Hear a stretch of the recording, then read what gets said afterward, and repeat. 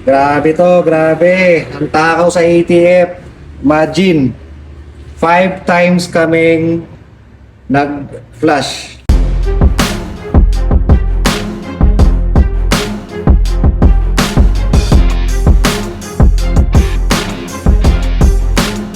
Isino at gawang gatun. Okay mga kadadudes, yan. Ito na yung Toyota Wigo na pinost ko before na naghalo yung coolant at saka yung ATF. So nalinis na natin itong engine block. Then ang focus naman natin ngayon is itong transmission. So ang ginawa natin dito mga kadadudes, bypass muna natin habang waiting tayo sa pyesa ng oil cooler. Sabi kasi ng kasa 2 to 3 days daw bago dumating. So para hindi masayang ang oras natin, bypass na lang muna natin yung mga hose. Then, nag-conduct na tayo ng flashing.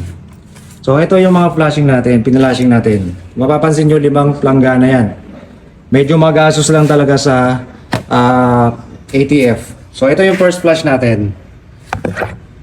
At mapapansin nyo, may indication pa rin talaga na yung kulay niya, parehas pa rin. Although may pagbabago. So yan, mayroon pa rin indication na naghalo pa rin yung coolant at saka yung ATF.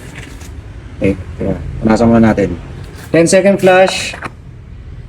So almost same pa rin dito sa ating unang flash ng ATF. Then next, itong pangatlo. Yan, kahit pa paano, dito sa pangatlo nagkaroon na ng pagbabago. Medyo namumula-mula na siya. Isang indication lang yan na kahit pa paano nababawasan na natin yung mga residue na kumapit doon sa transmission. Okay? So sa pang-apat, yan.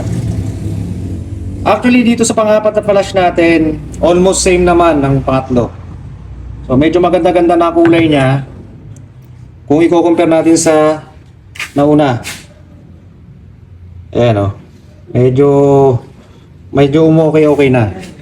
Okay, then pagdating dito sa pang-5 flash natin, tinest drive to.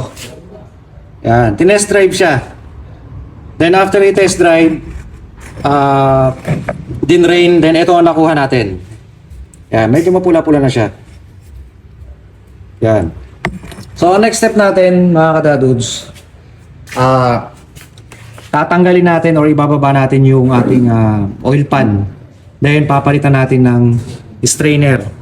Then after that, lalagyan ulit natin ng panibagong ATF, then paanda rin.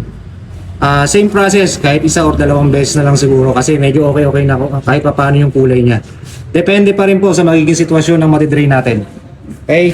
So yun lang mga kadadudes, update ko ulit kayo. Isino at gawang gatun. Ang ikumbara, kilala kaya ang